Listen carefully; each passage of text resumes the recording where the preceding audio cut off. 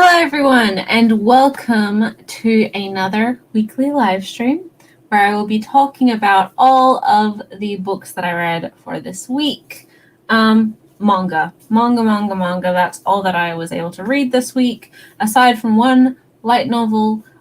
So this week here in Australia was Tuesday was a public holiday, so I had a little bit more time to read, but the reading that I had hoped to do, the later half of the week, just didn't end up happening. I wanted to read today, but my good friends, manga friends, are very bad influences, and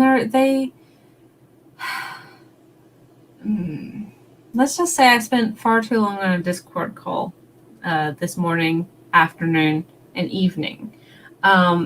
Anyway, so that didn't end up happening. But regardless, I did actually manage to read quite a bit. Well, 1, 2, 3, 4, 5, 6, 7, 7 books. 7 books. Yeah, so hopefully they will be interesting to everyone. I know that there's some series here that people might... I read BL. I read quite a bit of BL this week, which may not be everyone's cup of tea. Obviously, I think there's very specific types of readers who are interested in BL and want to listen to someone talk about BL. But hopefully, regardless, you'll still enjoy. Otherwise, there's still something to enjoy with the series. And I'm just going to turn this off. Sorry, I should be more prepared for these, considering I do these videos every single week. But we know that I am not exactly the most technically literate when it comes to things.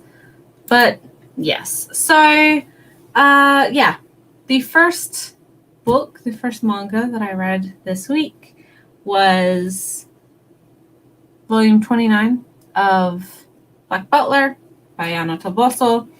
If you have been following Black Butler, so I do like Black Butler. I don't think it's a perfect series. I don't think it's groundbreaking or amazing or anything. It's certainly not a series for everyone. And I don't consider, I don't classify this as BL. Some people might. I know that, there's certain elements to this that are certainly, they're there for a reason, and Toboso knows her audience, but I've never read it for those aspects. And people are free to do whatever they want, but it wasn't ever something that appealed to me. But, so... In the previous volume to this one, we had last probably 2 volumes. I don't know if it was 27 or 28. There's a big reveal, a very big reveal as to Seal's character, his personality, his person, which honestly, it was something that had been speculated by fans for a long time. And for me, I was just glad to get the confirmation on it. I think it is something that was pretty well hinted throughout the series. I think that's evident when you do have people preemptively guessing or speculating to that effect. When, hello, Wonder. Welcome to the stream. And it looks like a couple people have popped in, so that's good. That's good. I know that my technology hasn't failed and prevented people from actually seeing this go live, like it did that one time. But anyway, so the previous volume of Black Butler, this major thing was revealed, which kind of explains a lot of our main character's personality, his situation, answer some questions about who he was before the series started, and major drama, right? Major drama in regards to that character. And so it feel like, for me, I don't think it's controversial to say that the series is wrapping up. But with this book, we are kind of working and reacting. The characters are reacting to what happened in the previous volumes. And all of these things, all of these mysteries, all of these questions that have been answered, we have now the reaction to that by our main cast. So although this, for me, definitely feels like the final arc, it's set it up as having smaller arcs within that arc. And I think, honestly, I don't think that's a bad thing, especially if Toboso does want to continue with the series, give it a little bit more oomph, explore a couple more characters before she wraps it up. I don't think that's a bad thing. So, yes, in this particular volume, we have a lot of focus on Mayrin, the maid, and what is her name? I can't remember her name. Who are posing as maids. I mean, Mayrin is a maid, but they're posing at maids in another mansion, or in order to find out some things. As always, the artwork is beautiful in the series. I do really enjoy Toboso's I don't know, like, as I said, it's not a brilliant series, it's not like amazing, but I do think that it balances that kind of dark Victorian horror and mystery with some of its more Future elements, maybe is the right word. And I do like how things escalate, how the tension escalates in this series. Yeah, as I said, it's not like going to change people's lives, Black Butler, but I do think that it is a series that has a certain reputation, or at least it used to have a certain reputation amongst fans or people who weren't fans. Fans gave it a reputation, which I think is a little bit unfair to judge if you haven't watched or read it for yourself.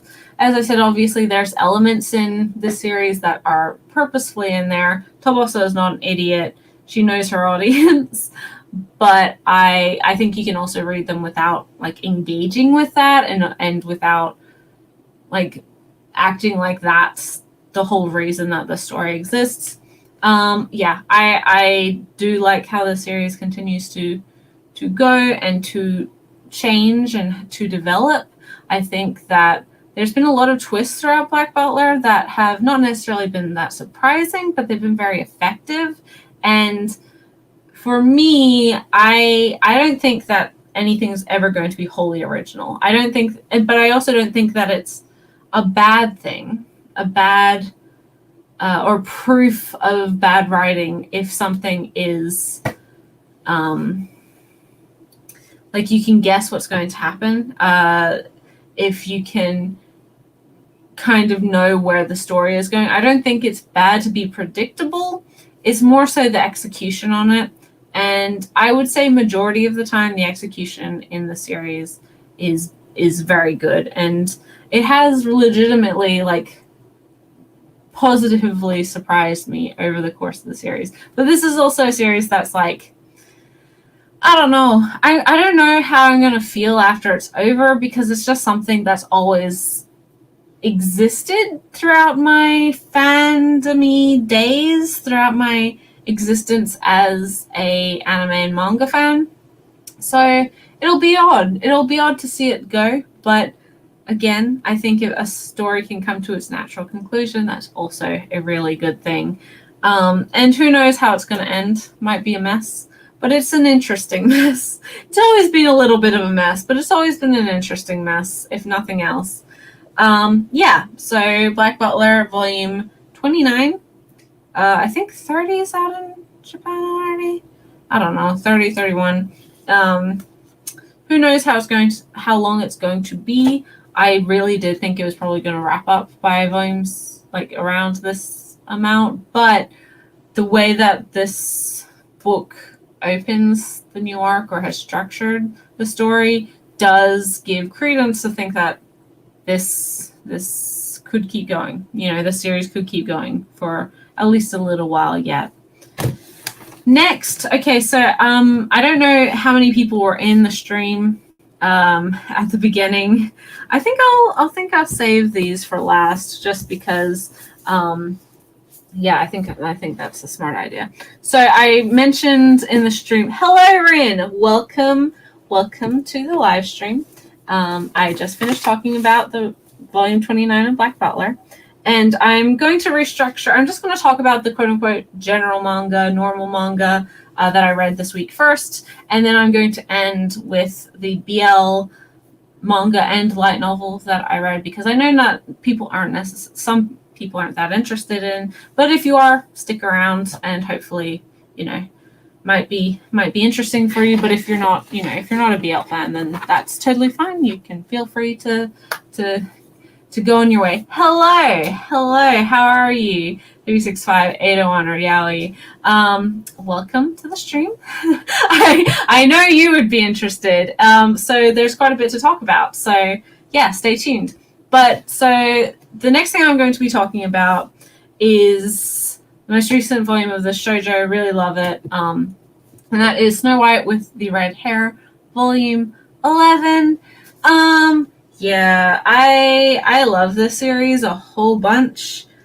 This particular volume, we have sort of the conflict with Shiroyuki being a commoner, and obviously her relationship with Zen as a royal, and the perception that other people have of that relationship, the expectation of Zen as a royal. And so part of the series is Zen is kind of encouraged to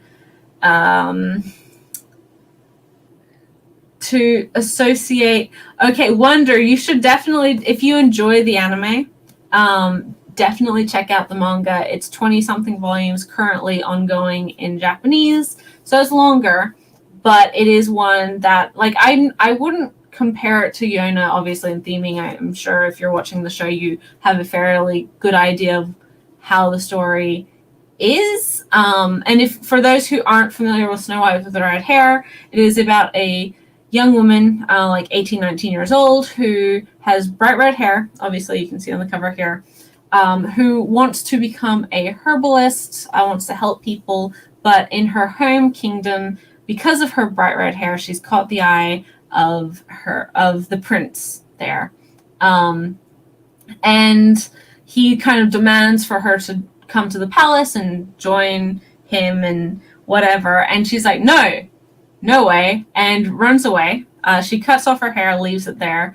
And she's like, well, if you're so interested in my hair, there you go, but I'm not going to become, your plaything. And so she runs off into the woods and is kind of wandering around.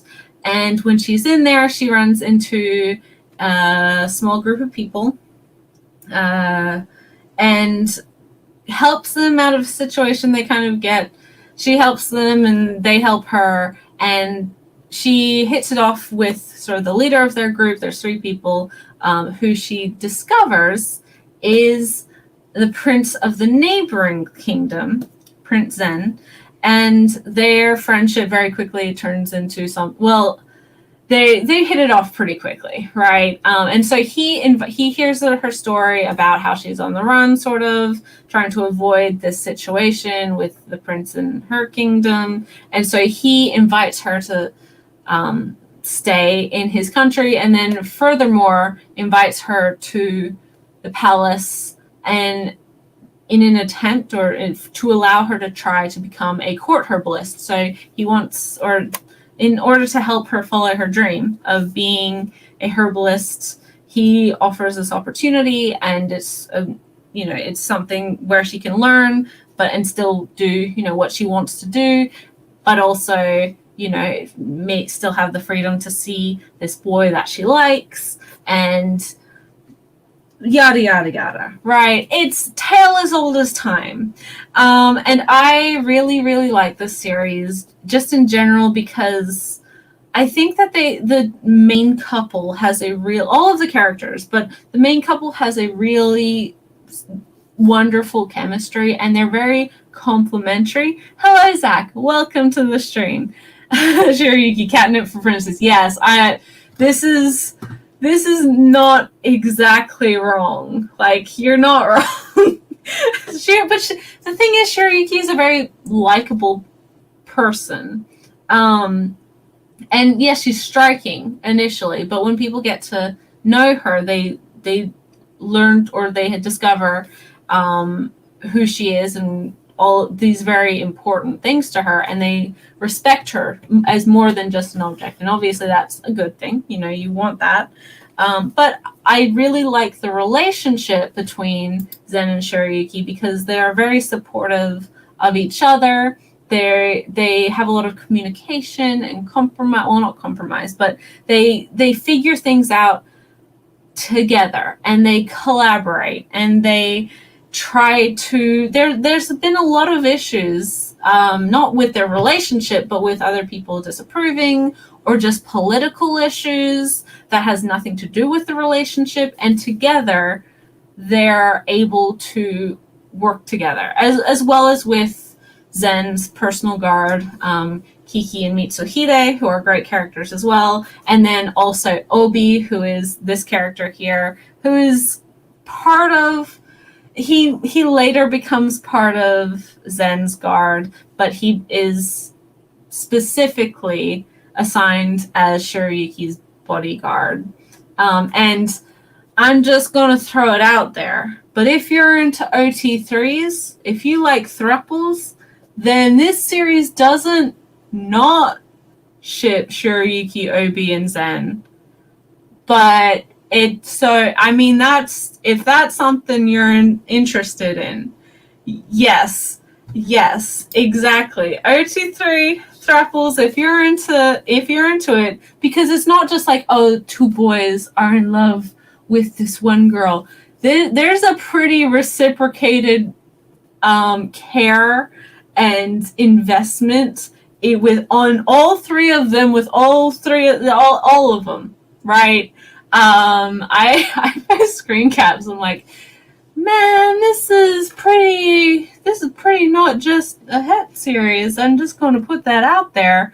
But it's wonderful. I love this series. In this particular volume, as I was saying before I got sidetracked in the basic premise, so in this volume, Zen is kind of encouraged by his older brother, the first prince, in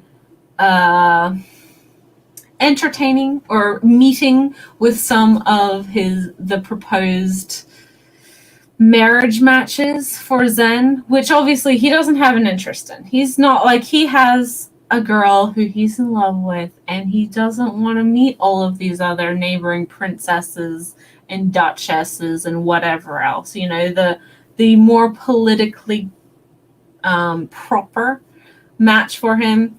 And so in order to kind of shirk that and find a loophole, he ends up entertaining, or like he ends up meeting with just one of these girls, and who is a character that is already very familiar to the series, is already very familiar to the main characters, and with the explanation and with the knowledge going in for the reader and for the characters that this isn't, like, the meeting isn't going to end up in a love match. Like, it's not, there's not going to be some sort of female rival storyline with this. There's not going to be any sort of like jilted jealousy lover thing. It's just no. And I really like that. That's really refreshing. And again, it frames Zen's relationship with his older brother very well. And kind of cliffhanger. I don't know if it's a cliffhanger truly, but so in this volume as well, so after that, Shiryuki actually moves into the like palace itself. Her rooms move from the apothecary, might be the word, to, or the herbalist's like wing, to a specified wing that is more so for the people in Zen's charge, which obviously is a big deal and everyone's gossiping now. But also, and there's a whole thing in a garden, and it's like really, it's a romantic series. Love is thriving in this series, and then it ends on a cliffhanger where I think they're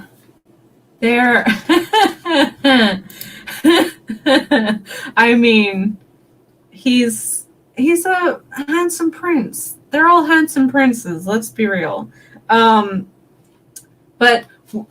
the first prince has received a letter that their mother is returning in order to like officialize or officiate his coronation and to make him king. And I was like, oh, we're gonna see a queen, because we haven't met.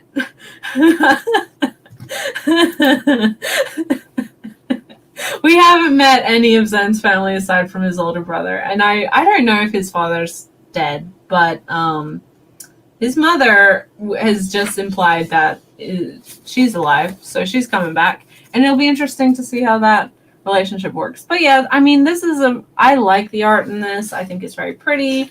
I think everyone is incredibly attractive, male, female, and otherwise. I love this series, and it's not like, the plot isn't necessarily grand. It, again, isn't, reinventing the wheel, but it's just really solid and really likable characters. You're happy when good things happen to them. You see how much they support each other and care about each other. And there's also just like a sweet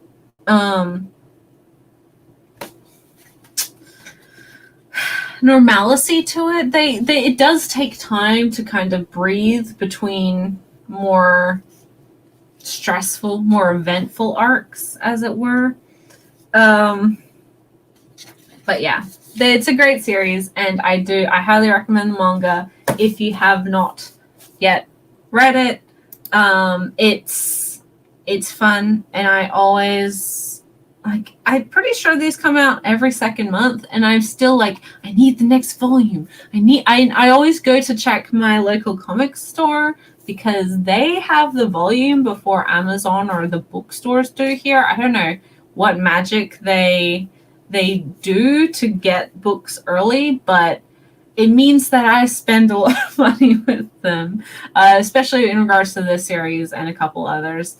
So yeah, Snow White with the Red Hair is definitely worth your time, especially if you like romance, if you like sort of the royalty setting, if you like, yeah, and I don't the Snow White aspect of it is not like, it's not a reimagining of the fairy tale or the Disney reinterpretation. It doesn't have anything to do with the Snow White story that you might be more familiar with. I've had it explained as to why it's Snow White with the red hair, but I can't remember what the explanation is. So your apologies, but there is like a reason. I mean, this is also true. They are shoujo skinny characters, and that can be a shame. But they are very pretty. They're very pretty, and like one thing that I really appreciate for the series is that all of the characters, aside from this guy who's like her associate partner mentor in the herbology stuff, that's not the word. It's not herbology. Oh my goodness. Are over 18. I'm pretty sure Shiroyuki is the youngest at 19. Zen, I think, is 21. I think Kiki is maybe 21. And Mitsuhide is 23. And Obi is probably 21 as well. So they're like adult people. We're not reading about teenagers. I mean, 19 is still a teenager, but we're not reading about high school students just plopped into a royalty setting. Which is, it's refreshing. It's refreshing to read about some characters that are a little bit older than the typical for this kind of manga. So yeah, volume 11 is really good. Can't wait for volume 12. And I think these covers are super beautiful as well. They have such nice covers. And oh my goodness. So several of the volumes, like pretty typically with manga in Japan, they get limited edition versions, and the limited edition covers for Snow White with the red hair are so pretty. I wish we had them in some capacity in English, or for Akidoki to put out an art book, because they are so beautiful. So yeah, Snow White with red hair. Next, completely different genre, but another one that I absolutely adore, and I love the artwork for this. It's me back on my bullshit. I'm sorry, but I'm also not sorry. This is volume 6 of Phantom Tales of the Night. So okay, I love this series so much. This is by Matsuri. It is an ongoing josei horror supernatural series. It's yokai. What do we know about G? She is weak for yokai and horror and creepy things and supernatural weird folklore and beautiful art. Friend, why must you tell me these things? You know that I'm going to be searching for it now. I'll have to see what I can dig up, but I just want Akiduki to put out like a normal art book, like normal people, but that's probably not going to happen until the series is over, and I don't know when the series is going to be over. But we're going to be talking about Phantom Tales of the Night now. So this series is about a supernatural, perhaps demonic, innkeeper, owner, who runs us in and invites guests in to stay for, to rest, for a meal, whatever else. And in exchange, he wants your deepest, or this owner wants your deepest, darkest, most secretive secret in your life. Something that you don't want anyone to know. Something that you would stake your life on, because he's very interested in humanity and how humans think, how they react to things, and most importantly, in regards to secrets, in what they value. So what is so important that it's a secret that you take to your grave? And sometimes, if you don't have a secret, then maybe he's gonna give you one. Which is obviously where the real horror comes from, right? There's a lot of recurring characters in here. Owner has 2 employees who work at the inn, Butterfly and Spider. Butterfly is obviously made up of a swarm of butterflies, sort of morgue butterflies. They're butterflies that feed off of the corpses, who have joined into this horde and become sentient. And then Spider, who was previously human, had a very tragic death and was cursed and became this monster of human spider mishmash. And initially, the series kind of presented itself as a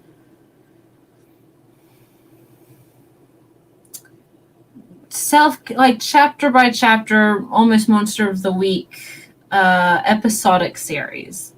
But the more you get into it, the more you learn about these characters, the more recurring characters there are, and the more you kind of feel Owner's relationship to all of them. This volume, oh my god, Butterfly is going through some existential crisis of self. I don't know what's going to happen with him. It's creepy and it's great. Spider is constantly struggling. His whole life is a struggle. One of the longtime guests in this volume has been kicked out after admitting his feelings for Owner, that he loves him and wants to stay in forever. But it's, as the manga so eloquently put it, Owner's not trying to create a home, not trying to create a household, not trying to create a place where people stay. It's an inn, it's a rest stop, it should be for short visits. And there's an exorcist character who his whole family lineage is trying to get rid of the innkeeper Owner. He shows up again. There's just some great stuff. There's so many good things in this manga, and I just gush about it constantly because it's beautiful, it's suspenseful, it's eerie and creepy, and if you like supernatural horror, especially focused on like yokai and folklore and stuff like that, then this is what you need to be reading. Plus, the artwork is gorgeous. I love it. Where's the color page? I don't know. The color page is just the front cover in this one. No, here we go.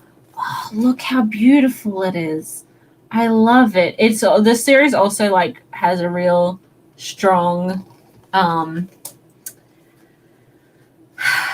it really knows how to use blacks. It has such good atmospheric artwork. You feel the creepiness, you feel the darkness, you feel the disconnect from humanity. Look at that. Oh my god, if it would focus. Thank you.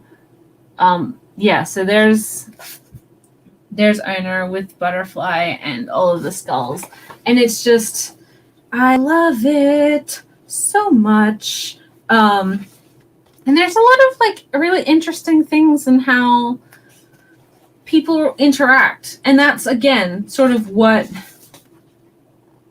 our main character is interested in. How humans interact and how, what is human connection and why is human connection important for humans.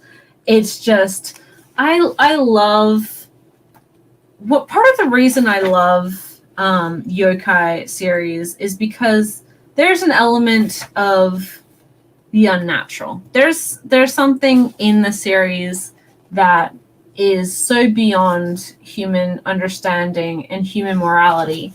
And monsters don't understand people. They don't live by the same moral rules that humanity does. And I think that's just something really interesting to explore if you can do it well.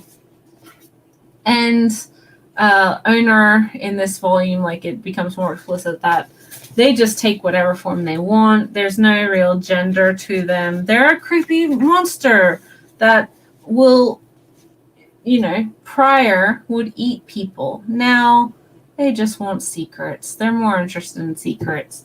So there's just, I just love it a whole bunch. And this one ended on a cliffhanger. Oh my, okay, so I hope you try it. The covers are beautiful. It is a really cool series. I will say that the first volume is good. Like, I really think that it does set the tone. The second volume is where it hooks you. And it might not even necessarily be for the entirety of that volume.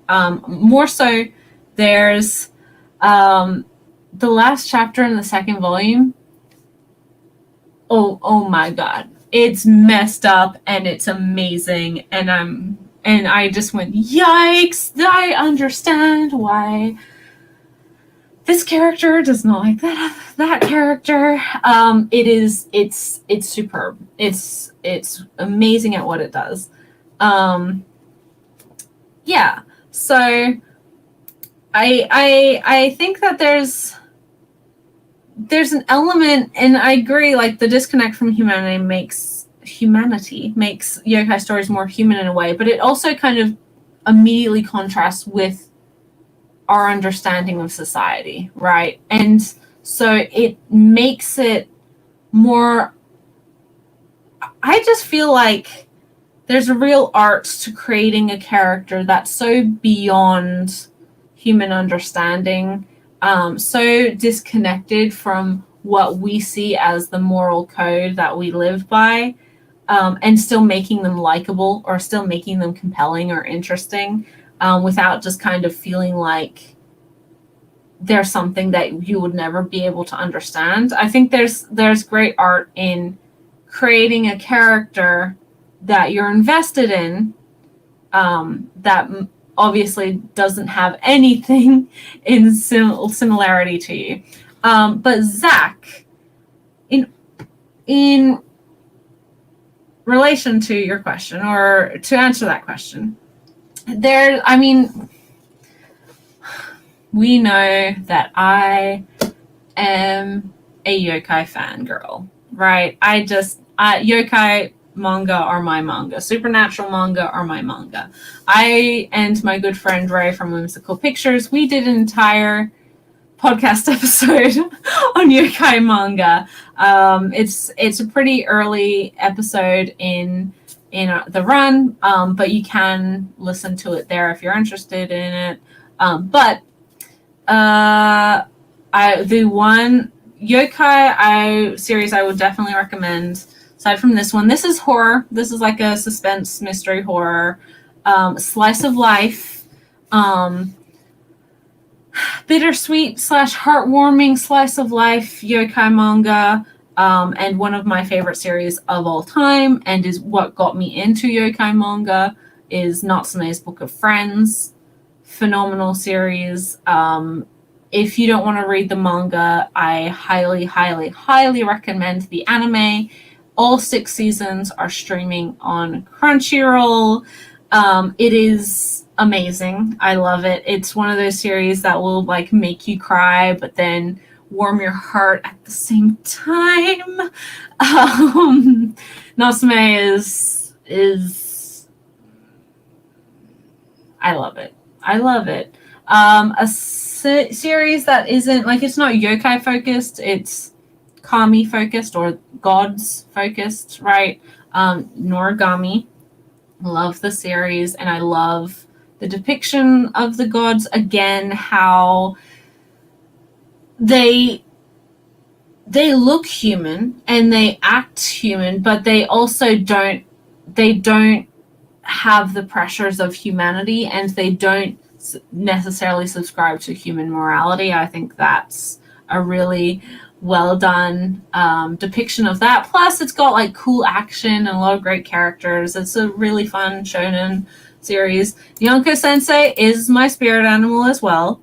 So Nyonko Sensei, if you're not familiar, is from Natsume's Book of Friends. He's the second main character, the sort of guardian and mentor to Natsume, he is an incredibly powerful spirit yokai, but he is stuck in the body of like one of those fat cat statues, like the lucky cat statues. And so he's like the fattest, ugliest looking cat. and he's always drinking and like complaining, but in a likable way. And he's meant to be Natsume's bodyguard. I don't think he's not as great a bodyguard as he should be. But yeah, Natsume's amazing. Natsume's amazing. Nyonko Sensei is amazing. And hello, Archangel Manga. Welcome to the live stream. Happy Saturday. I hope yours has been good. But even if you haven't read or watched Natsume, there is probably a high likelihood that you have seen Nyonko Sensei because he's the mascot of the series. He is everywhere. They make so much merch of him because Natsume is a very popular series in Japan. And it's great. Like I love it. I'll see if do I have any Nyonko Sensei merch? I do. Look at this notepad with Nyonko Sensei's face on it. And I have a Natori note paper. Oh my goodness. Natori and Hiragi and Hitogi? And Tanuma. I have another notepad Tanuma. I got a lot of, oh my gosh, my Nyonko Sensei pencil case. I got a lot of stuff. I bought many a year ago a whole bunch of merchandise, like extras. It's ooh, that's exciting. Oh, that's exciting. Yeah, I would love to meet some of my favorites, say honestly, like. But yeah, Natsume, to go back to the question, Natsume is great, Noragami is great. There's more, but my brain is just like, I don't even want to remember. Yokai? Do you even read yokai manga? I'm like, yes, I do, actually, a lot. What is memory? Who knows? Not me. Mushishi. Not technically, like they don't use the same terminology, and it's sort of not exactly yokai in the sense that they're creatures from folklore, but it has a very similar vibe, especially to Natsume, but also to like some of the more creepy horror stuff as well. And yes, Kitaro! I love Kitaro. So, and we're lucky because we have Kitaro in English now. Literally the original yokai manga from Shigeru Mizuki. Oh my goodness, Ren, thank you so much. I'm so glad someone has a memory here. But yeah, Kitaro is one that I highly recommend. The original yokai manga, it's what basically started the genre in manga, and he's still iconic. And speaking of, look, I got my Kitaro shirt. Finally, Uniqlo look at my boy. Look at him. Yeah, so I'm really happy to wear this, probably to the gym, to be honest. But yeah, and Mushishi does, I mean, it's a similar idea, but if you like yokai supernatural series, you will enjoy Mushishi. And Rain is very helpful. Inspector, which is, so that's, we have the manga that Kemono Jihen, we I think that's just a show. We only have the anime that's currently airing. I only seen one episode of that, but I am looking forward to watching more. Kokori-san is a comedy, and Inoboku SS is a romance, and Kami-sama Kiss as well. Like, they're similar things. Ayakashi is, yokai and ayakashi are similar terms for similar things. But of this list, Inspector is one that I would also really recommend the manga for. I did enjoy it a lot. I went into it totally blind. I was like, oh, I should probably read this. My library had it, and I was like, I should try this. And then, oh my goodness, to my shock and awe, it was a yokai series, and I really liked it. It's kind of a mystery, kind of a not crime-solving series, but it's kind of that. And I'm actually considering buying the manga because I did enjoy it so much. The anime was good as well. It had my boy Miyano in it, who I adore as the main male character in that. So yeah, good time, good fun all around, and that has the second season coming out soonish. I will say that obviously with like yokai manga, there's so many genres, again, from like romance to horror all the way through. I tend to prefer the horror / slice of life stuff more than the romance stuff, and the mystery stuff and stuff like I enjoy those. I'm not super I'm not a super huge fan of yokai romance stuff, things like Blackbird or Kami-sama Kiss or whatever else. It's not that I dislike them, but those wouldn't be my first recommendations if you're wanting to get into the genre, unless you are like an avid romance manga fan. Then I'm like, hey, absolutely, go for it. But yeah, I mean, there's a lot, and you kind of. I haven't read Nura, honestly. That was a Shonen Jump series, right?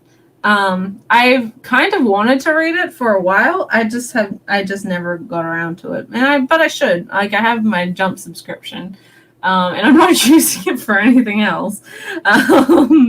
So Nura, Rise of the Yokai Clan, again, I presume is a action series. But yeah, if you're wanting to try yokai manga and you want to get into it, I mean, Phantom Tales of the Night, I would highly recommend.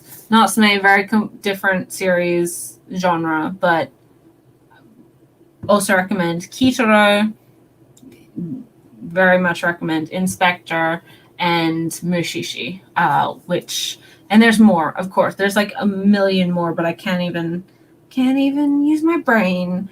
So yeah. And if you are wanting like more in-depth opinions on that, or more well thought out planned answers to that, I would also recommend the yokai manga episode that we did in the Read Right to Left podcast. As I said, it's probably like episode 4 or 5, maybe a little bit later than that. I don't remember. It's one of the earlier ones. And so if you have Spotify or any podcasting platform, it's on there, and we talk at length about many of the series that I just talked about. I think we talked about all of the series that I just talked about, except for Inspector. Yeah. Next manga. Next, Amasuki. I don't know if I remember that one. I don't know if I've read that one. I read Mononoke, whatever that is. Mononoke something. Healer guy. I don't know. It's a Crunchyroll series. I mean, Hozuki's cool-headedness is a little bit different from Yokai, but it's still a good series. Definitely watch and or read that one. But the next manga that I read is yet again different genre, different premise entirely, and very different creator. And that is the single volume of A Journal of My Father by Jiro Taniguchi. So, if you do not know who Jiro Taniguchi is or was, he is a highly, highly respected seinen mangaka. So much so that he was given like knighthood in France for contributing to the arts. He was very obviously France. For those who don't know, France is the second largest market for manga outside of Japan, so they are very involved with manga. And he recently died a couple years ago now at this point. But he was old, like, in his older stages of life. So he led a good life, I'm sure. But so a lot of Taniguchi's works focus on getting older or reflecting on your childhood as someone who is now in their 40s, 50s, 60s, etc. As I said, he's a seinen mangaka. All of his stuff is reflective. It's not like action, or there's nothing super mature sexual themes or anything. And typically they look a lot at the relationship between father and son.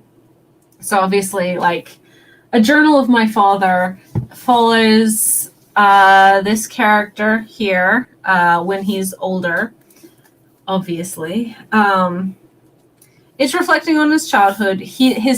In the current day in this series, his father has recently passed away, and he was quite estranged from his father. He didn't really understand him or the choices that he made. And so after he got old enough, he went to university in Tokyo. He never went back to Tottori aside from to visit his father and stepmother with his wife. He got married very quickly and just didn't want to follow in the family business. His father was a barber. And he's reflecting on his memories of childhood and how he became estranged from his father and his perception of his father as a child and as a young man, and now thinking about it and considering his father's choices now that he is also an adult, and why some of the things that he may have done didn't make sense to a child, but do make sense for adults, for grown people. Mainly, like, he had a lot of upset when he was younger over the breakdown of his parents' marriage, which was exacerbated or initiated by an actual real life event called the Tottori Fire, where in Tottori City in the early mid 50s, a fire started and it went out of control, and wood houses, 2/3 of the city was gone. Like, it went up in flames. And so for this character, that's what happened to his family, his father's business, and that caused a strain on his parents' relationship, and they broke apart, and he kind of never got over the fact that his mother left the family, and his father always seemed to be too busy working to pay any consideration to that. And then he got remarried, which the main character didn't like very much, and so on and so forth. I really like Taniguchi's stuff.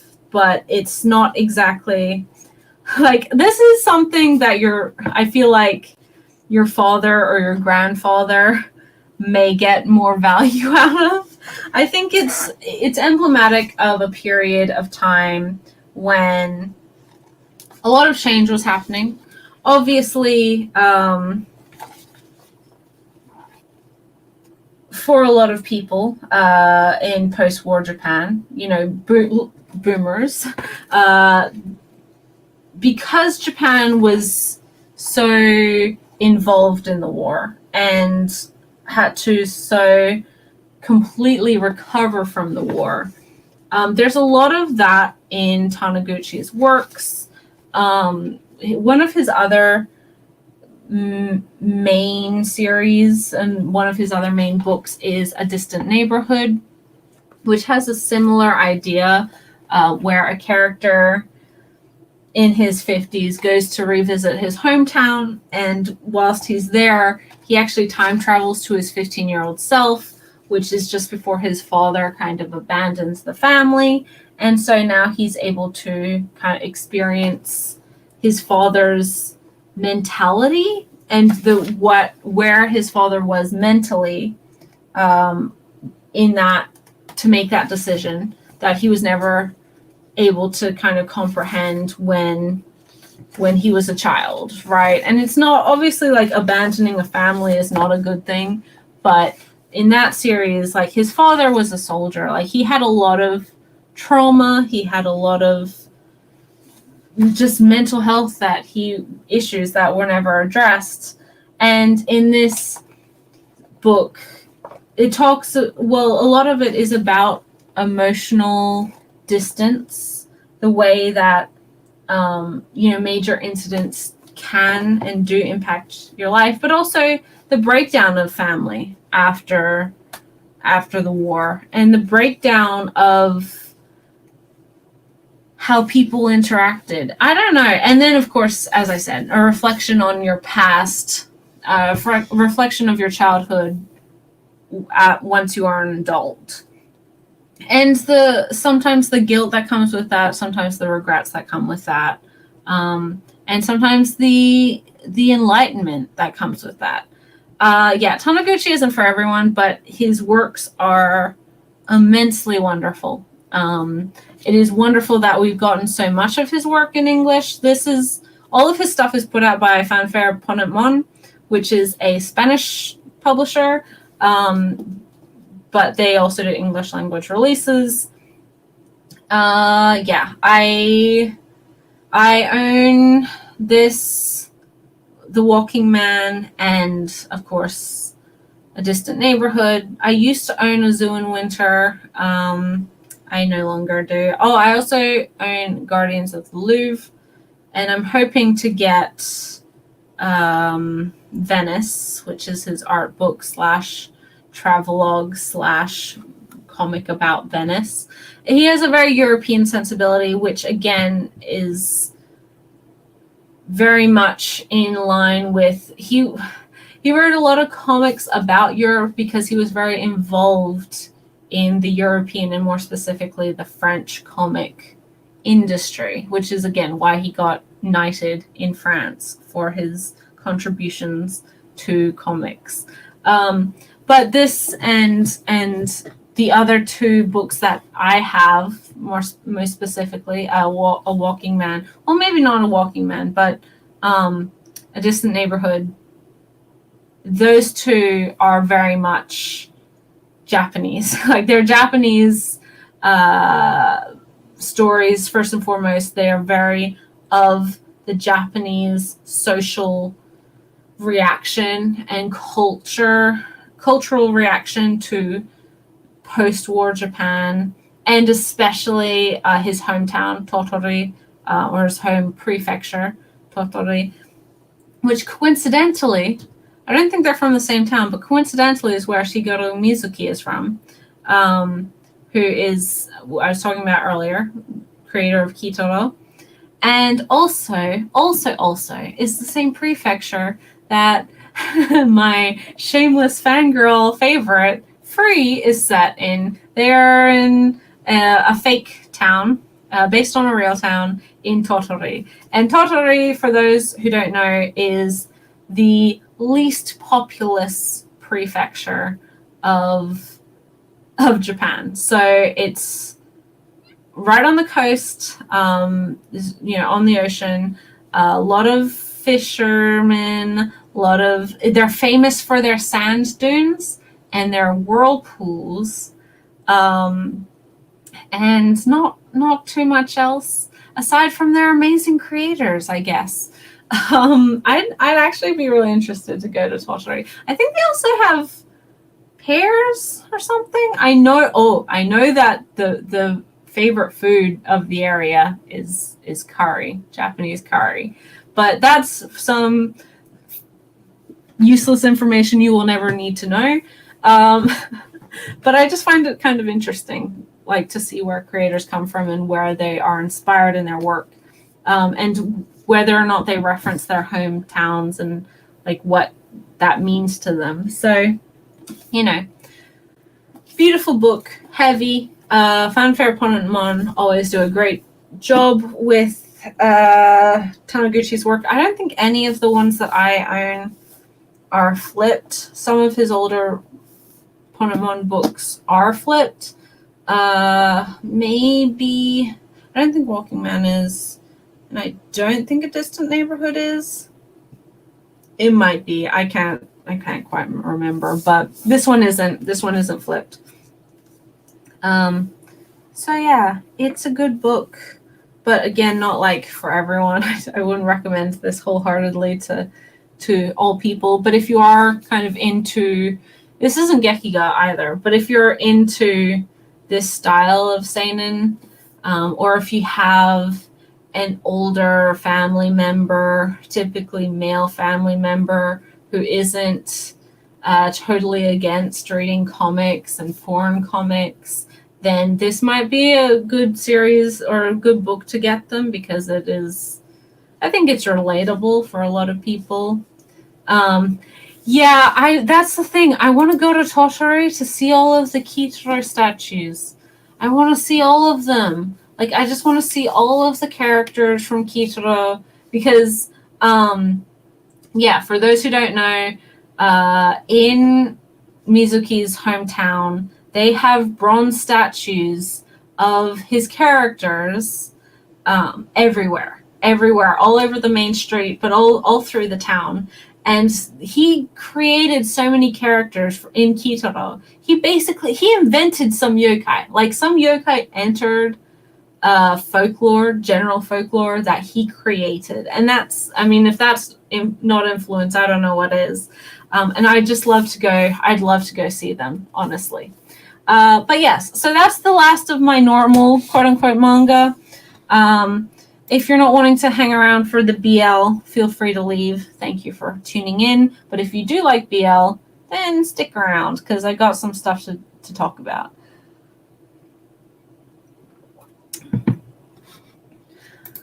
I just want to live my best Kitaro life.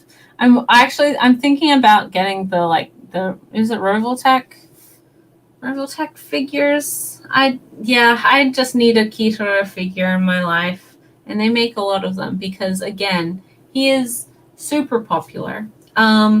It's basically if Mickey Mouse, he has the influence of Mickey Mouse, sort of, in Japan, and I think that's just super cool, because it's kind of like a creepy, goosebumpsy kids series about a monster boy and his monster friends, and fun times, and Ratman. But yes, continuing on with the BL. Okay, I'll do this one first, because this is a continuing series. I didn't dislike the first volume, but I wasn't entirely sold on the premise, or at least I wasn't quite sure where the series was going to go, so I did want to give it another volume to see kind of how things would play out, and if I'd like it more, or if it had grown on me, or if I was more in tune with what the whole deal was, maybe. So this is Koi Monogatari Love Stories by Toru Tagura. And this is like, I mean, waiting for the second volume meant that I got a chunky volume, right? If you compare the pair, look at the difference. It is a thick book.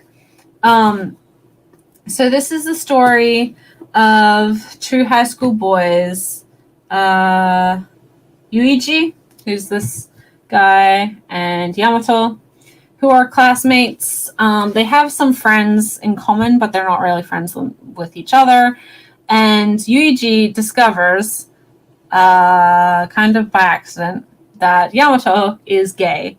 And he's never really had much, like, he's never met a gay person. He hasn't had much exposure to gay people. And so it's sort of their, I don't know if this series is at, like, I don't think the angle necessarily is going to be a romantic relationship between these two.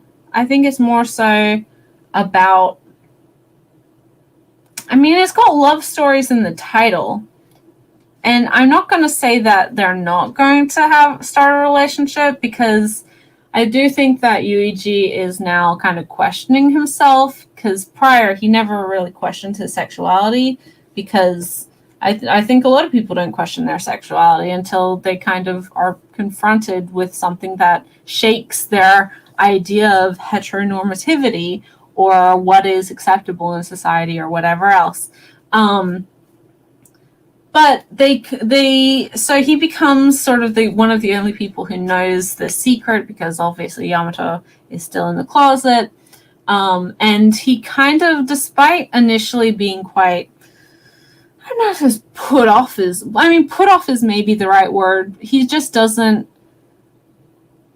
he's not purposefully bigoted, but he just doesn't have a frame of reference. He doesn't, his initial like reaction to that is like, oh, you know, I'm not gay and I don't necessarily want to hang out with people who are gay because, you know, toxic masculinity or whatever. But very quickly he kind of reassesses that and changes his opinion and becomes one of the few friends, or he becomes a support system for this classmate. And so I did like what this volume introduced to the series. I did like, I mean, there's a lot of discussion about being open about your sexuality and coming out of the closet, or coming out in general, to friends and family, and the importance of that, or the necessity of that. Do you need to come out if you know that your family's not going to support you?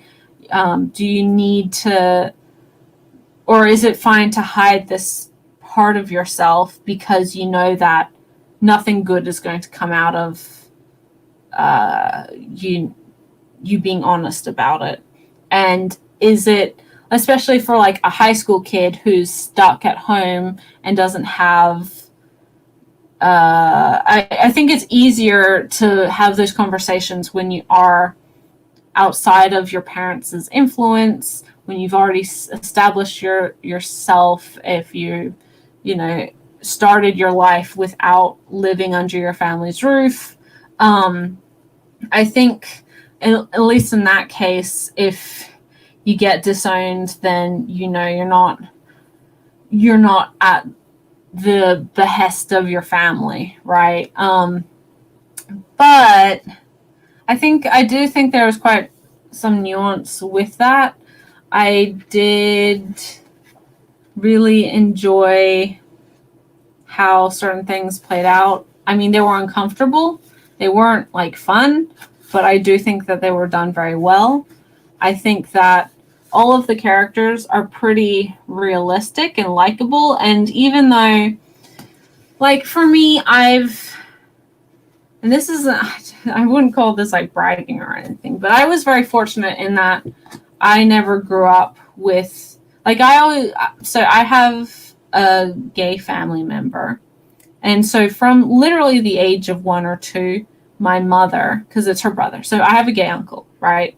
And so my mother was always very upfront about that, like, oh yes, he loves boys and that's normal. So it was always normal for me in regards to gay people. Like I never grew up with bigoted views on queer people. I'm not a perfect person, and I've never been a perfect person, and I definitely had my prejudices and my biases and everything else, but homophobia was never one of them, right? And so in reading this, I think there's and it's purposeful. Like there's an element of casual homophobia and immediate, like a reaction of unsurety or non-supportive reaction that some of these characters have that is disappointing. Like it's sad and it's not good, but it's also, I think, inherently just how some people are when you don't have, again, if you don't have any sort of background with that, if you don't have, and it's not an excuse, like homophobia is a terrible thing. Do not be homophobic. You're a bad person if you're homophobic. But I do understand, like, especially for teenage boys who already have a lot of insecurity issues, and so they don't want to be ostracized themselves because of how they interact with people, and that, again, the toxic masculinity of, like, I don't want to hang out with a gay person because what if they make me gay? What if they come on to me or whatever? And that it's not unrealistic. It's not, but it's not like, I think it's handled in a way that although some of those characters have that reaction or have that initial, like, taken aback moment, they then correct themselves or they try to be better. They try to actually recognize and realize that, wait a minute, that's a shitty attitude, and maybe what I've always presumed, or all of this toxic stuff that I've been spouting, is not right, and I should, this is someone that I care about, that's still the same person, like, what does that, why should this matter? There's a lot of there's a very uncomfortable element in this book with regards to bullying, and again, that forced outing, which I don't, it's not fun. Like, I wouldn't say this isn't necessarily a sweet, heartwarming series, but I also feel like it's pretty realistic human drama, teen drama, and in that regard, I do think that there's a lot to like for this series. I do like the main characters' friendships and potential romantic relationship. I do like the relationship that some of these characters have with their families, or how, not the relationship they have with the family themselves, but perhaps the way it's portrayed and how there is quite a diverse representation in just people's reactions and people's opinions. I think that, like in life, there are people who are immediately supportive, and then there's other people who are immediately find things revolting. There are people who pretend to be supportive but actually are very judgmental. There are people who think they're supportive but hold really bigoted views. In answer to that question, I do think that the translation was good. I will check the translator for you. So this is Christine Dashiell is the translator on this. I mean, we know that I am hardly Tokyo Pop's biggest fan, and it pisses me off because I don't think, they only give credit to a studio for lettering. They don't give like individual credits to their letterers, which is not fun. And yeah, we know that I have 1,000,001 issues with Tokyo Pop, but this is a series that a lot of people prior to its licensing had said great things about. It's one that I heard a lot of really good things about. And so when I initially didn't like fall in love with the first volume, I had issues with it, not for translation things, but again, like I wasn't quite sure what direction I was going to take. And I do think that this one has convinced me to continue with it. But if you really hated the first volume, then I don't know if anything will convince you to like it. But if you love the first volume as well, like, then this is still, I would say that it builds off of that one and it does improve. I did like this. So I will be continuing it. I mean, it's a solid volume. You could probably kill someone with it. It's it's big. I mean, Tokyo Pop quality is all over the place, but I wouldn't say that like their translation and lettering issues are in this or in their current stuff.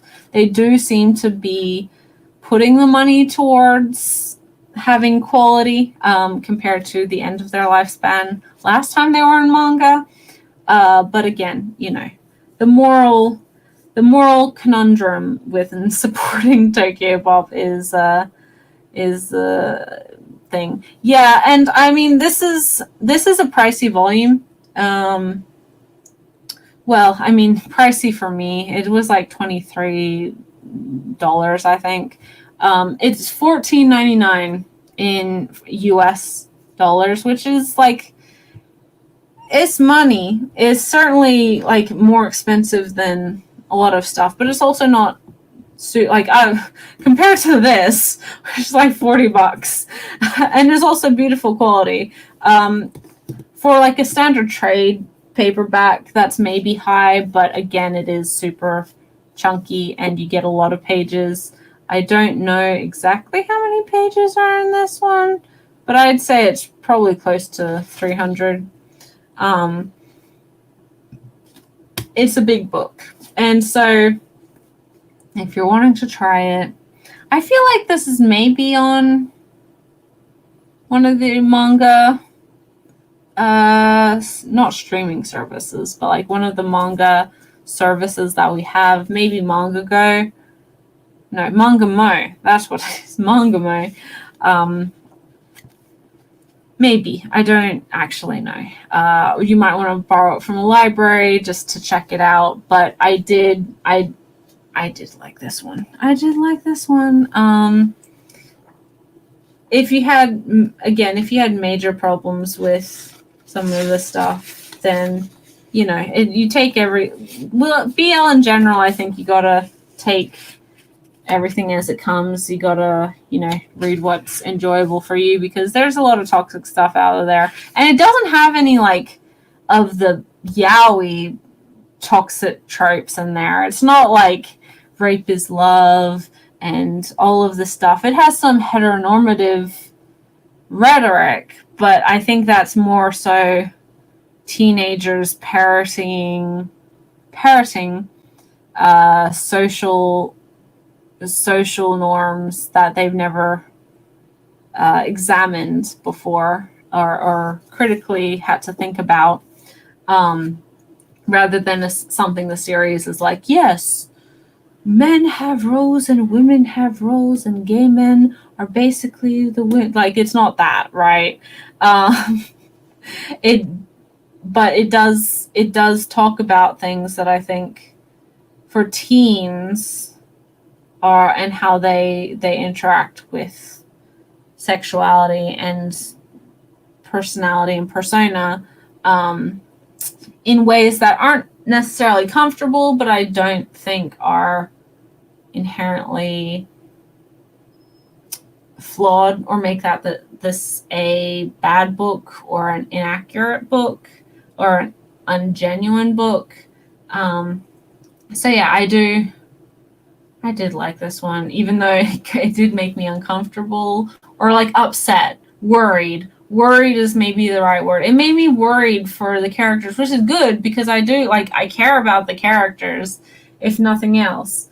And you don't want bad things to happen. It's kind of like in Blue Flag when a certain something happens, and because I don't want to spoil that for people who've read it, but something major happens, and the reaction to that was handled like a bit all over the place.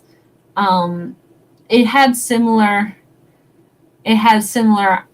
themes to that in this book, in regards to, again, sexuality and persona. Yeah, teenage stuff, like teenage drama. And I liked the reflection, the natural progression of Yuichi, our quote unquote straight character, who may not be as straight as he thinks, but also his main issue is that I feel like because again he's never examined his sexuality, he's been performative. He's been performative in his sexuality, by dating girls and, feeling this initial rush of love and attraction and interest, but not having a sustained feeling of that, and his feeling of inadequacy in that. So he has a girlfriend, but who he cares about, and they get along really well, and they have a lot in common.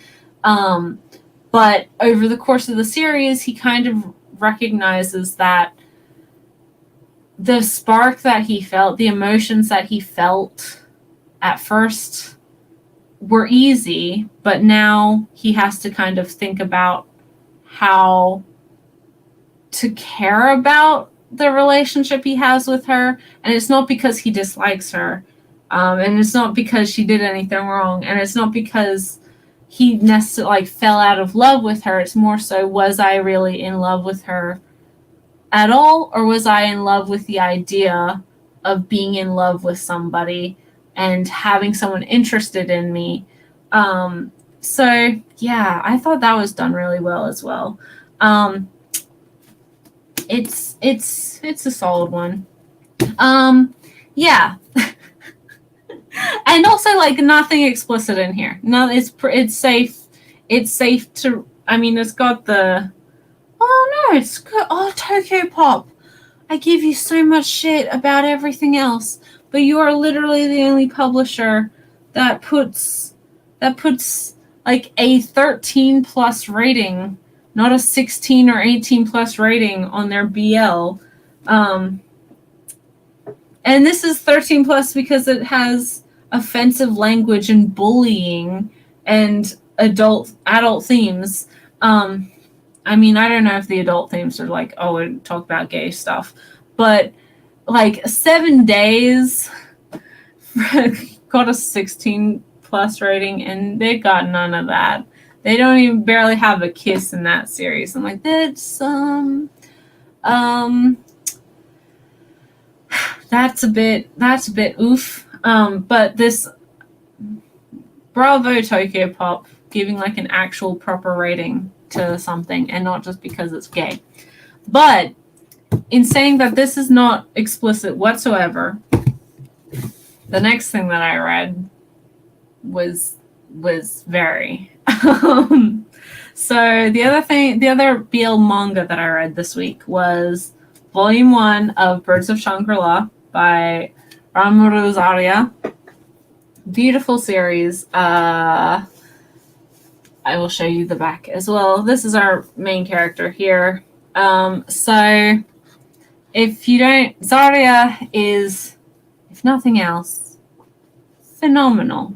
at her sexy stuff, and she sure likes to indulge in it. Her artwork is beautiful as well. I'm going to try and find a page that isn't just the worst thing to show on a live stream. There you go. There you go. Beautiful artwork, handsome characters, and a lot of spicy time. A lot of spicy time. Don't want to show that page, but this one is fine. So the premise is that this guy, Apollo, has recently been hired to work at this private resort on this beautiful tropical island, this paradise of sensuality, this brothel full of yeah, her artwork is beautiful and her color pages are to die for. We do have other volumes of her manga in English, namely Coyote, which I think the third volume's just come out, so I need to pick that one up, and Void, and Void is digital only though, because that one's too spicy for printers. There's another one though, I think, as well. Liquor and cigarettes? That's Aria. I think so. Anyway, so Apollo has recently been hired to this sensual, magical paradise of a brothel called Shangri-La. Yeah, liquor. Yeah, I was right. Thank you for the confirmation. So yeah, Shangri-La. All of the sex workers, all of the worker employees there are men. So completely male, not dominated, but everyone there is a guy, right? And Apollo's not going there as a sex worker himself. I mean, he is, but he's not one of the boys that guests can choose. He's explained as he's not even gay. He's just a straight guy who needs money, and he's kind of desperate for a job. So he becomes what is it called?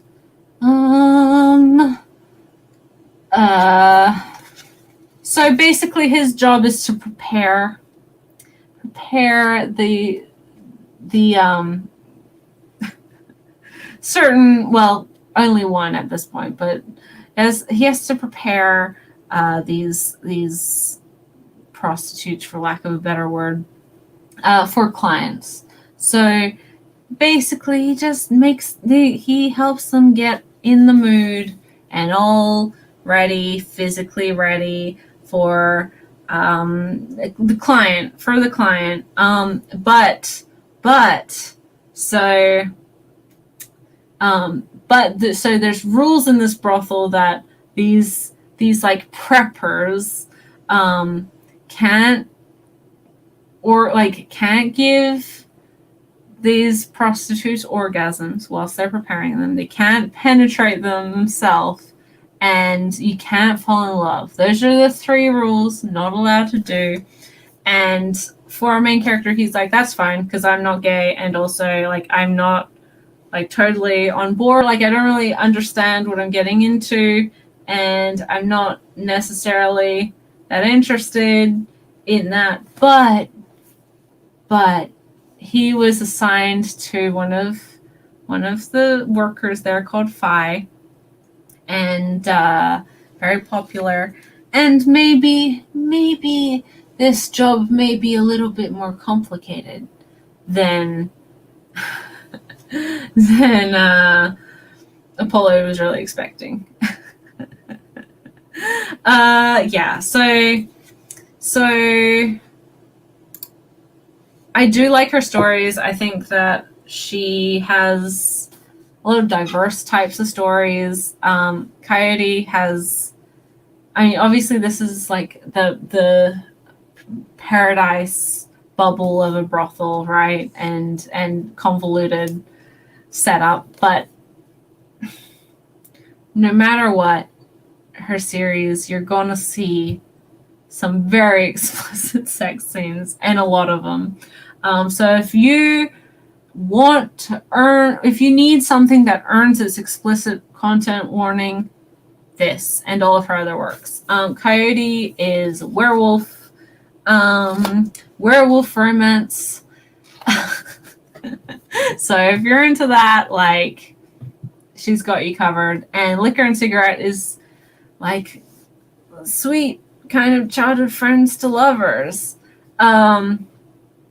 Fluffer, thank you. Apollo is a fluffer, which is such a weird word.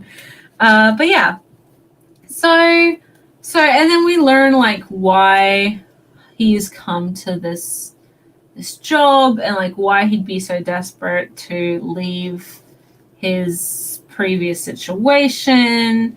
And man, if you like your men, then this you'll enjoy, because as I said, Zarya knows how to make attractive characters who are very, very hot.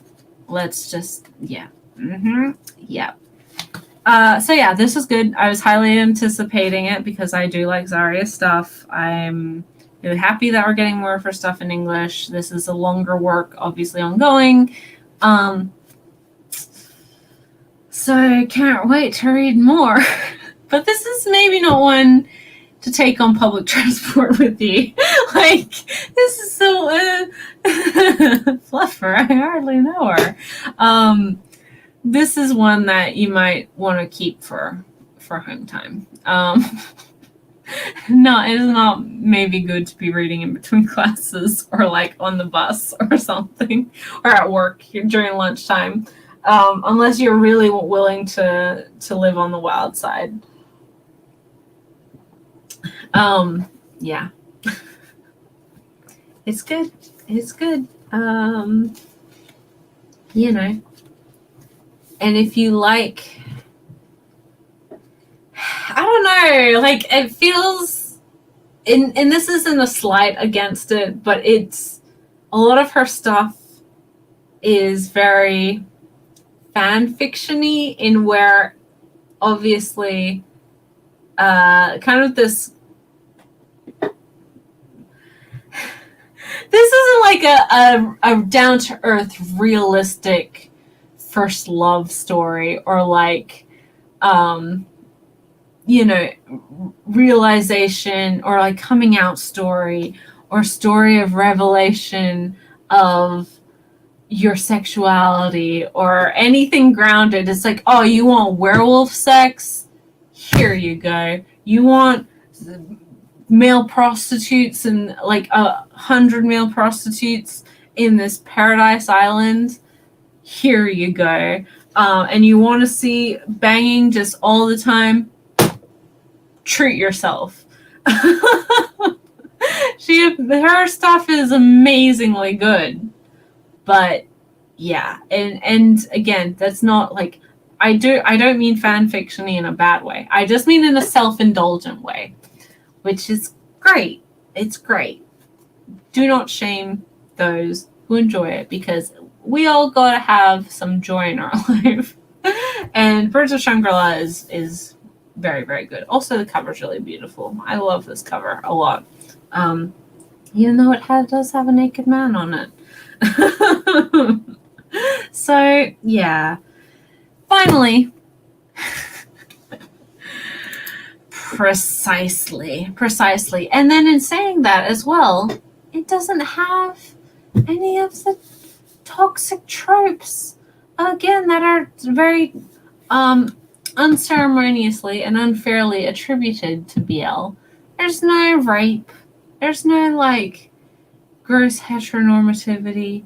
There's no like worrying gender stuff or discussion of queer topics. It's just like, man, these characters are horny and my readers are horny, and we're just gonna make it happen, right?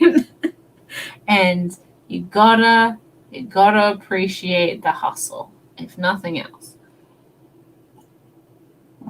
But finally, we have the final book that I read for this week, light novel, but also a BL, which may be giving it away what it is. And I didn't really know what to expect with this. I'd heard that it was quite popular. I do like the idea of more BL novels being licensed, light novels. I know I'm a broken record, but they're hugely popular and ever expanding market, and it's really nice to see more diversification in demographics and genres. Obviously, outside of the super mainstream, it's really cool that we're seeing more shoujo light novels, and this is sort of an extent, and yuri light novels, and this is an extension of that, of BL light novels too. So this is Yes, No, or Maybe by Michi Ichiho, and with illustrations by Lala Takamiya. So this, I think, is getting a movie. Maybe it's gotten a movie. I don't know. An anime film is what I mean. And I'm interested in watching it. I'm interested to see how the character dynamics are adapted to the film. So this is a story of a TV anchor or a TV presenter, news reporter. He's on the evening news. He's quite popular. And he's like the Prince Charming. Everyone loves him. He's quite affable. He's hardworking and just like immaculately dressed, and as I said, like handsome and always on time and always eats right, like very clean and healthy and whatever else. Like he's the perfect man at work, but mentally, like in his mind, he is constantly judging people and like berating people for making mistakes or being, not as good at their job as he is. And he just kind of has like a bratty, rude personality. He's quite stuck up. He's very, he narcissistic in a way, like he thinks he's better than everyone around him. But he keeps that side of himself hidden until he gets home. And he's just like, okay, I'm in my sweats. I'm just going to eat all of the junk food, every junk food. I'm going to obsessively watch all of the other news reports around so I can see what works, how I can incorporate that into my persona to make myself like the best. And he's not like, he's really not motivated to go up in the company. He doesn't want to be like this famous TV news reporter. He's just happy where he is. He doesn't want a high pressure job or anything. He is super bitchy and two-faced and not very likable. And then, so he's assigned this piece where, so apparently the TV station that he's working at, they're kind of rebooting their image. And part of that is that the studio has commissioned a new short animated intro to the news sector, right? And so they've hired this award-winning, like famous stop motion animator artist who's won a couple awards and prizes internationally. And so in order to prepare or to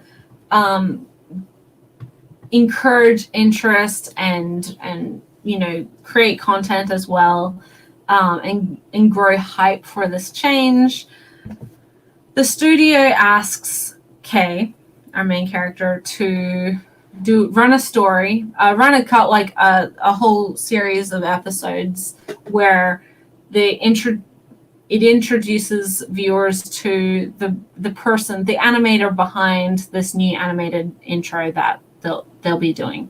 So he is introduced to this guy, this animator. I don't remember his name. What is his name? I don't remember.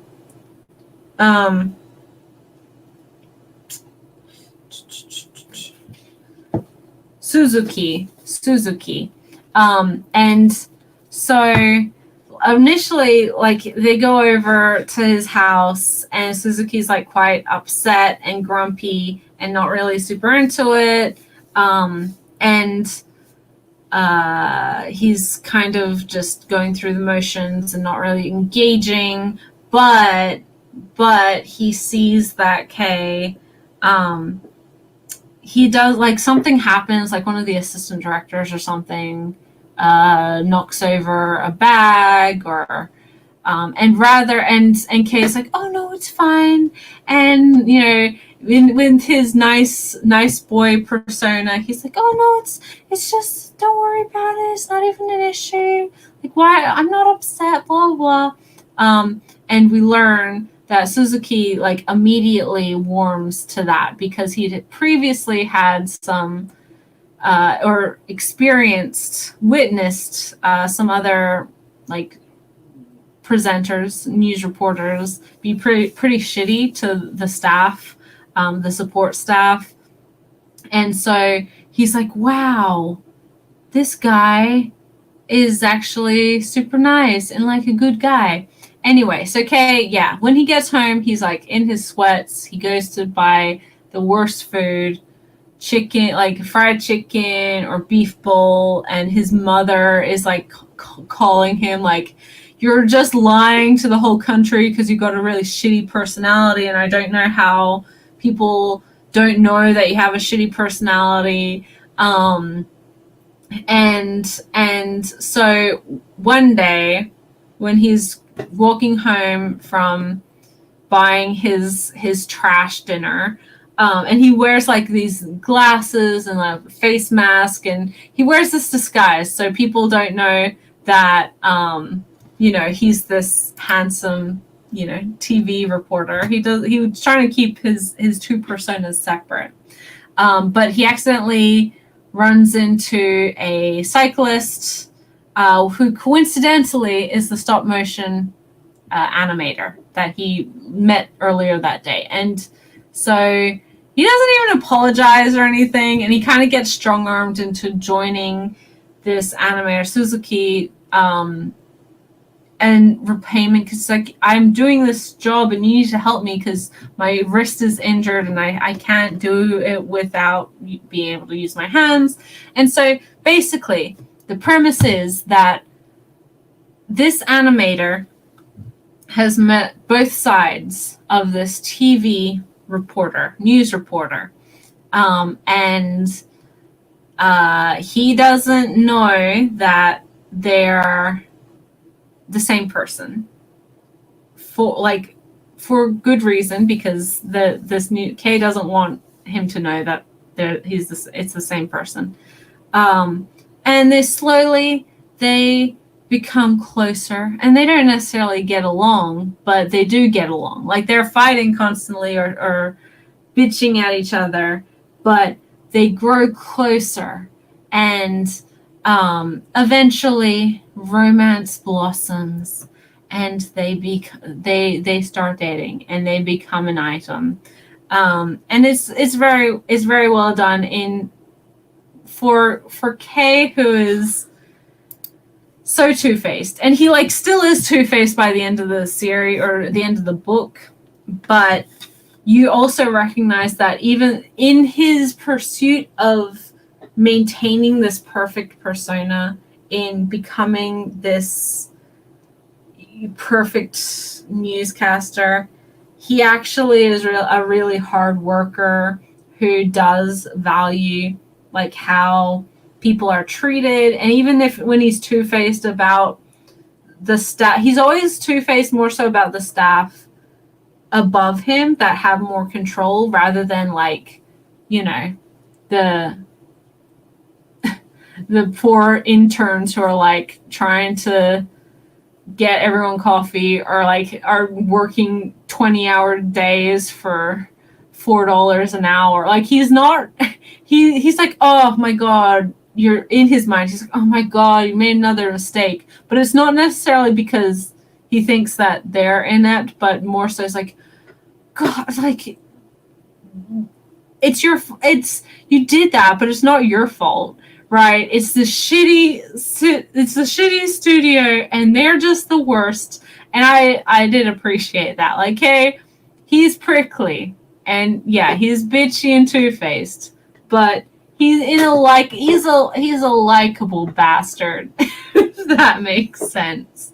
And so they get together, they fall in love, and there's sex scenes in this,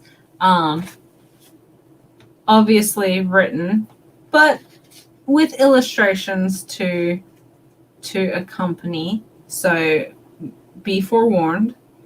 And then there's a second part, chapter half, I guess, which is a sequel, like following from that main storyline.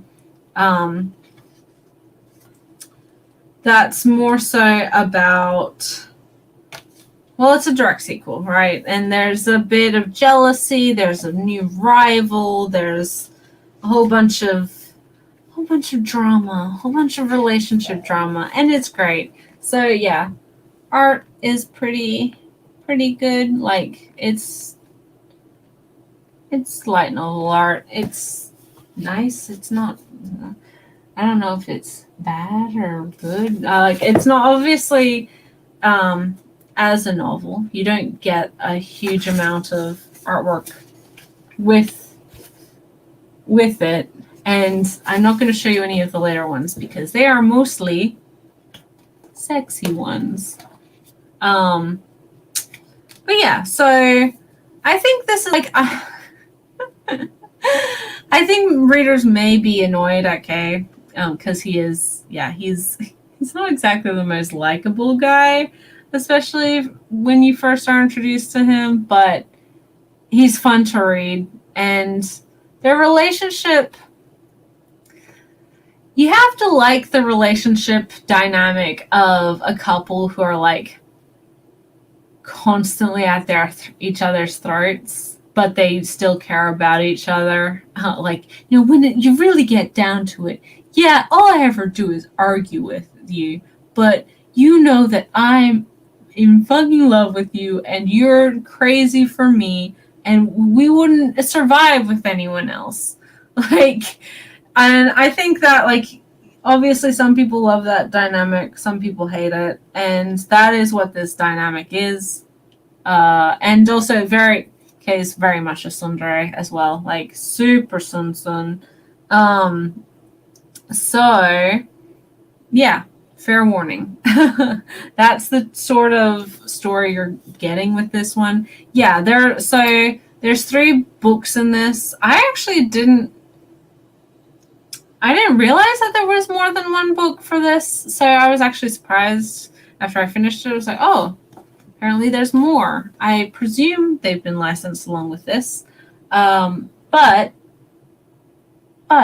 I will be interested to see the other characters, to see if there's other characters and storylines they follow, or if we're mainly following these 2 throughout the course of the series. I'm not sure. We might get a story focusing on the rival character. But I feel like there's a lot of drama you can pull out of these 2. I don't necessarily think you need to focus on any of the side characters. But yeah, what do I know? I guess we'll find out. Or I mean, people could just research it themselves. I haven't looked it up. But yeah, yes, no, or maybe. I thought it was pretty good. I think this is probably a solid start for Seven Seas to be putting out BL light novels. I think that the fact that it's getting a movie will definitely help sales for this in the long run. If you're a BL fan and you enjoy any of the tropes that I talked about or the premise storyline that I talked about through the course of this video, then check it out. Light novels in general aren't high art. Like they're not gonna be winning it like a Pulitzer Prize or anything, but they are fun. They're a good time, and you get exactly what you're paying for with this. Like, this isn't a surprise. It's not. It shouldn't, or at least it shouldn't be. It shouldn't. You shouldn't necessarily go into this completely blind. I don't know. Maybe I feel like you'd be surprised if you didn't know it was a gay novel, and then all of a sudden it's just super gay. But if you're someone who buys BL regularly, you know what you're getting into, and thus you should be fine. If you're wanting to try prose BL, then this is a solid start. I haven't actually read any of the micro novels on Furukiya. I haven't been on Furukiya for a long time, unfortunately. I do need to get back there and start reading my wonderful media. But it is interesting to see more and more of these novels in this demographic get licensed, get released, and spark some interest in readers. That's it. It's late. Bedtime for G. Thank you, everyone, for watching. For the 6 of you who hung around, I really appreciate it. I'm actually surprised that more people didn't bounce when I got to BL. But just for recap, as always, we had the Yes, No, or Maybe podcast light novel, which is, it's good. I literally just finished talking about it. Birds of Shangri-La, which was also great. Bizarre, you just missed out. But if you rewatch this, which you will, when it's posted in 2 minutes, you will enjoy, because there's quite a bit of BL. I talk about a lot. I'm hoping that the possible success of Yes, No, or Maybe means that we do see more BL in print. BL novels in print. We see plenty of BL in print, but you know what I mean. So that, don't apologize. I'm glad you popped in, even if it is late. I always appreciate the support, and as I said, you can definitely enjoy this one. Birds of Shangri-La, very sexy, very good. Sari is always amazing. You get exactly what you should expect with her. Super high quality, wonderful. Koi Monogatari love stories. This one was, I'm happy to say,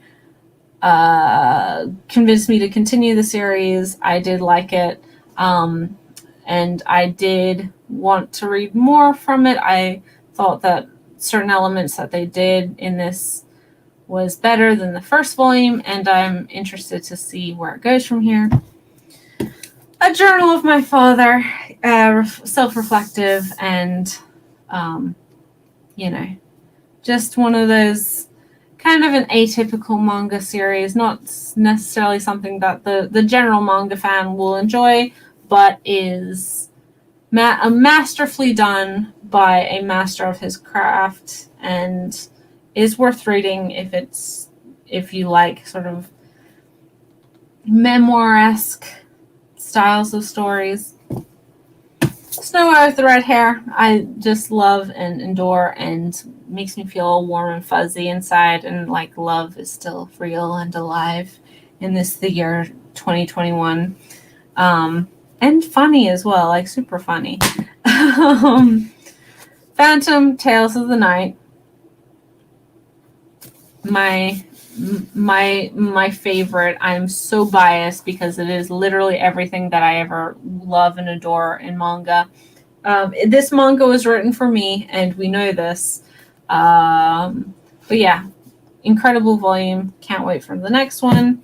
And Black Butler, volume 29. The reaction to the last couple volumes, and despite feeling like the series is finishing, there's a lot of potential, and the way that it's structured now, it does mean that I do think we'll be seeing more of this, and I'm actually here for it. I do think that there's a lot to be done. Toboso knows exactly what she's doing with the series in multitudes of ways.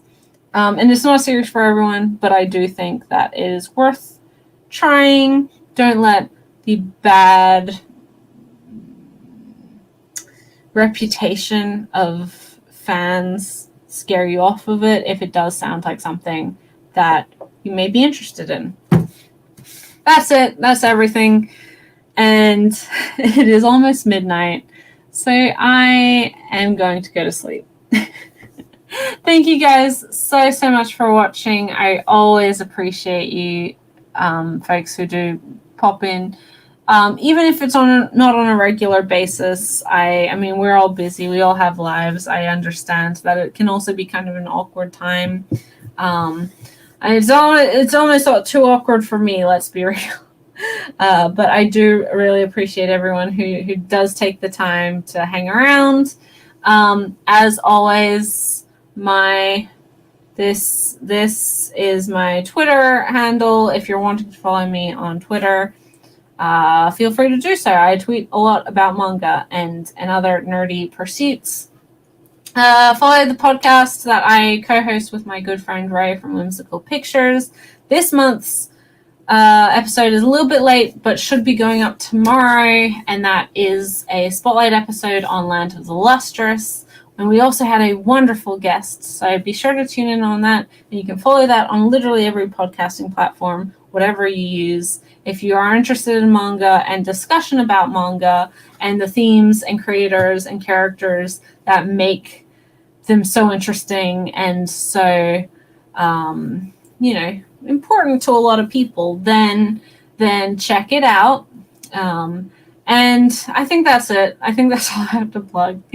But thank you guys so much for watching. I will catch you in the next video, which will be out tomorrow. I have the podcast episode out tomorrow. I should also have my monthly haul video out tomorrow, which is going to be a long one. Haul videos. Both of them are going to be long ones. And so I'll see you then. Bye till now.